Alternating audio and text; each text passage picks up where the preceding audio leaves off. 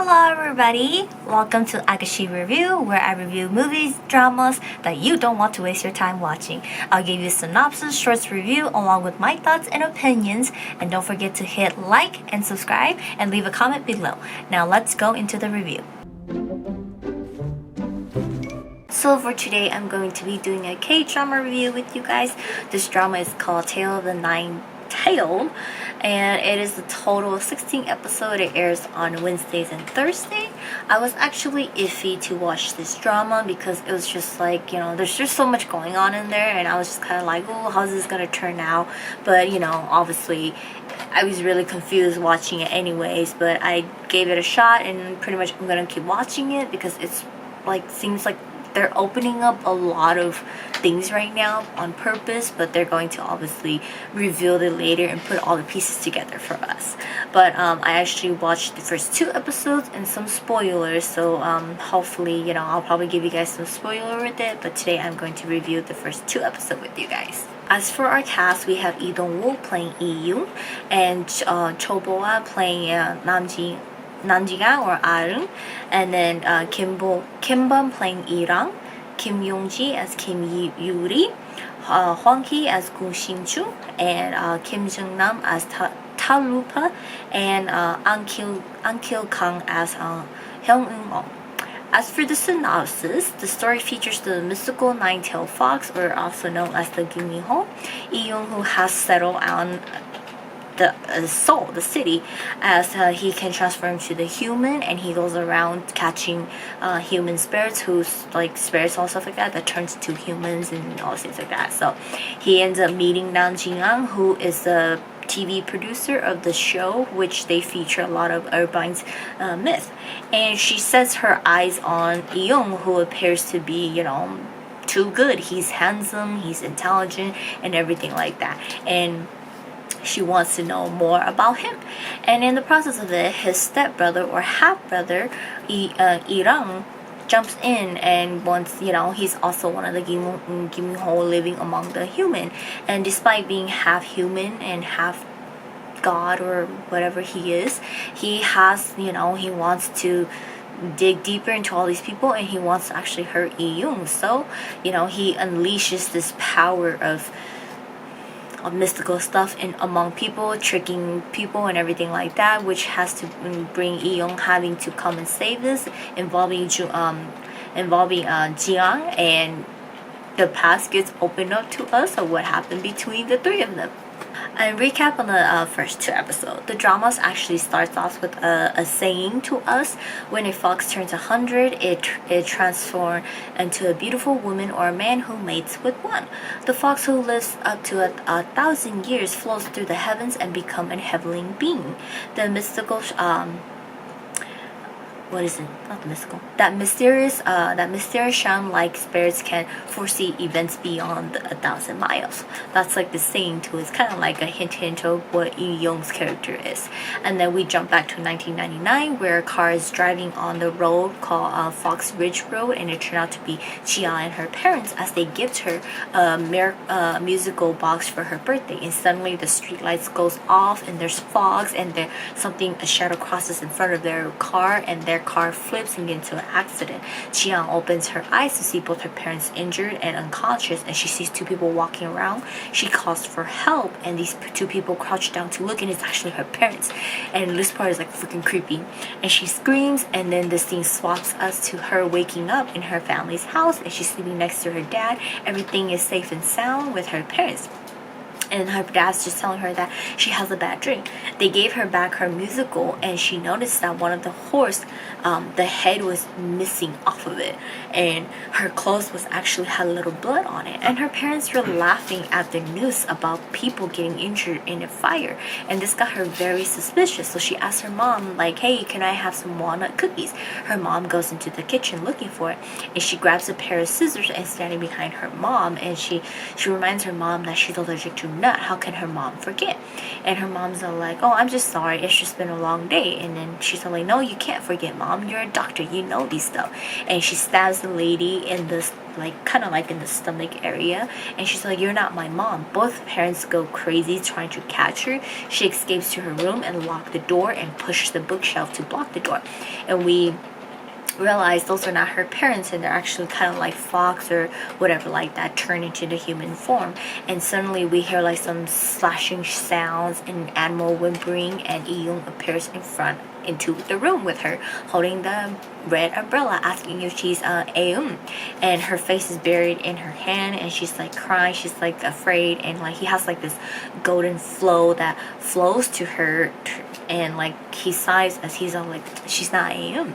And then he tells her that to forget everything she saw today or he will kill her, and his eyes turns kind of like fox animal looking, and it's pretty much erasing memories. But she wakes up standing in the empty road where the accident was at. Both her parents are missing and the police are there. Then the police rescue her, and 21 years later we see Eon waking up and getting ready with his red umbrella, and he crashes a wedding. And at this wedding, it's actually a fox's wedding, and she begs him that she's in love with this human and she will no longer harm a human. Eon's all like, "No, I gotta take you, but I will give you until the end of the ceremony where I will take you." After the ceremony, he comes back for the bride and she won't go. They get into a fight and she begs in front of her husband to not look what he's about to see. Eon's umbrella turns into his sword, and he stabs this the lady, the bride, and she turns like, she dissolves into like ashes and everything. At the same time, Jia is in the same building for a different wedding, and she's a producer working. This is where we introduce that she is a producer working at a TV show for Urban Myths, and she actually believes that because that happened to her when she was young. And so she meets Young again, and he looks familiar to her, and she ends up getting involved with the wedding next door, which was the Wood's wedding. And the bride is, accordingly to what everybody's saying, is the bride ran away. Her boyfriend or ex-boyfriend came and she ran away, but Jia finds it suspicious that, okay, if she ran away, the bride ran away, why is her clothes left in the wedding hall? Wouldn't she run away with her clothes? And they check all the cameras in that wedding hall. It got all like destroyed. Eon destroyed them before he actually went in and like had a fight with the fox. And according to all the videos that was captured, was it rained before the guy with the red umbrella entered the building, and it didn't rain afterwards, but he went in by himself and he left by himself again. So they're like, okay, he's just trying to avoid being catch on the camera. So that was her, and she's determined to find out who he is. And then we get to see Eon goes and report to the Afterlife Immigration Office, where he meets his boss Talupa, who is the god of border life and death, and she's the Nuna of Hades. And he doesn't want to do his job anymore, but he has to follow his order even though he's not happy.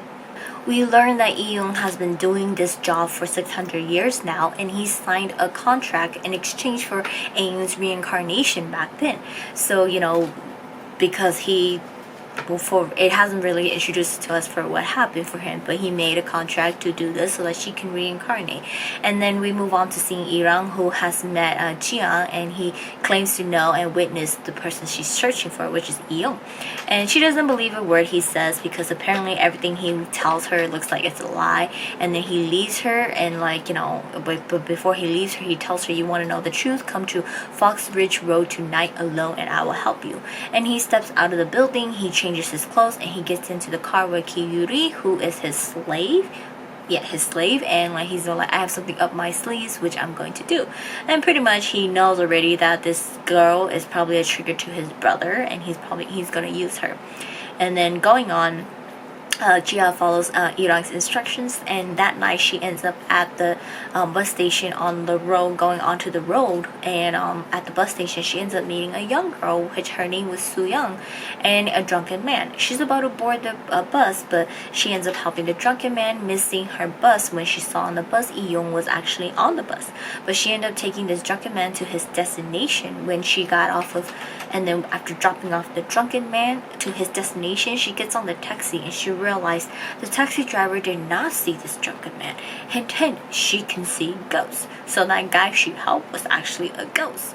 And so she, when she finally got to follow up to where the bus ended up at, there was an accident. Everybody on the bus was dead except for Soo-young, who was hurt, and she was afraid, and she asked Jian for help. And Jian finally talks to Young face to face for the first time, and she looks exactly like Aeum to him, and he knows she's not because he's tried looking for his Jin bead in her and it didn't appear. And they exchange a few words, and she ends up getting his fingerprint and running it, and she ends up learning who he is. But before that, she ends up taking Soo-young to her place as a way to help her because Soo-young keeps telling her that someone is coming to kill her.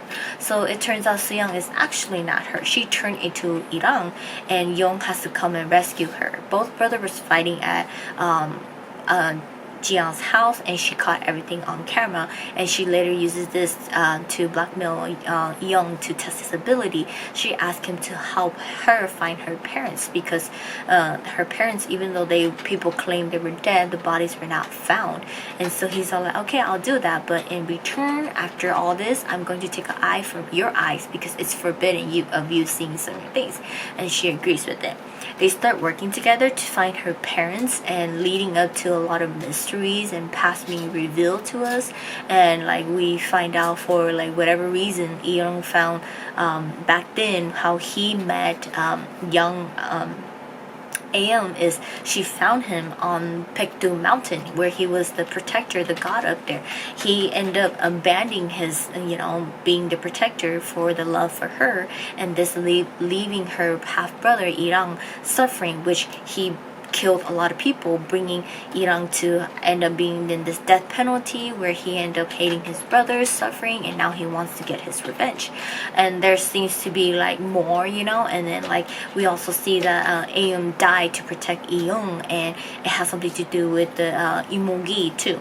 And so she was not gonna go through a reincarnation, but he begged to let her go through reincarnation. That's why he's under the 600-year contract, contract to be working for the afterlife. And in order to be able to find her, he ended up putting his bead in her, his Jin bead in her, so that he would be able to find her.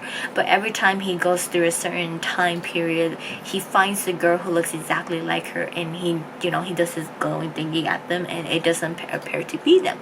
But anyways, they end up on this island where Jian is investigating a girl's father's death. And this part is a bit confusing, but it brings you to a lot of loophole, and it brings you up to wondering why her parents appeared there in the first place.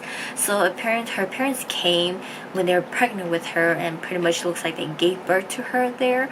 And at the same time, there was like another woman who gave birth there, and that baby was covered up in like these talisman stuff because apparently this baby was like special. And then apparently their well of the Imogi was there, and Jiang's blood awakening because she's special, and all these things like that. Like many things happen, and we got to see him again where he is, Eung is sacrificing himself for her. It's just pretty much similar to how he did it for Aeum back then. But that is the recap of the first 2 episodes, and as spoilers for you guys, she is the reincarnation of Aeum, but it's exactly like what the Hades, the lady working at the afterlife immigration office, telling him that she's not the same.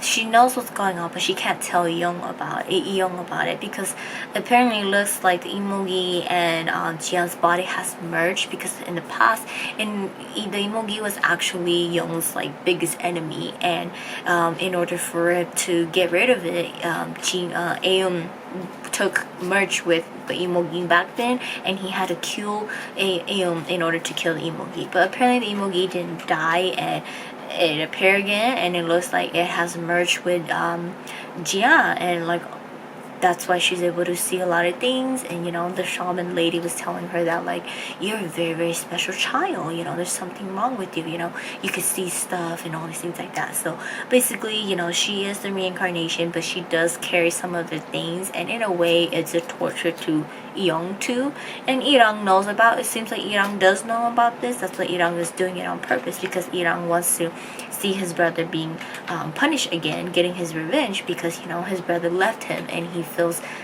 like salty about it because his brother didn't love him. So he's just, in his mind, he's just a young kid wanting some love and care from family, and he didn't get that, so that's why he's getting revenge.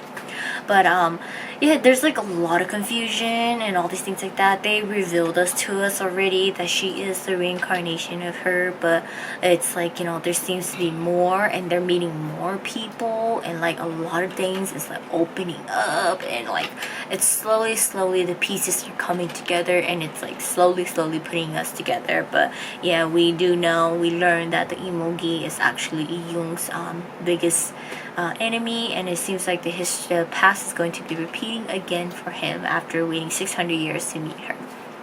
But if you guys have not checked it out, do check it out. It is confusing the first couple episodes, but pretty sure slowly things are starting to open up, so you start to understand a little bit more what's going on.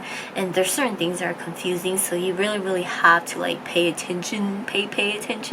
And then like certain things it doesn't make sense, especially when they go to the island. It doesn't make any sense there, but eventually, it's slowly afterwards it kind of explains to us, and so you're kind of like, oh, that's why. It was just the going there. It's just kind of like an introduction to her character, because we already know who he is already, but it's an introduction to that she is the reincarnation of her, and there's something else with her that he doesn't know of, and it's pretty much the gods playing with Eeyong again. But I do look forward to see how this drama is gonna turn out. But that's it for today, and I will see you guys in the next drama review.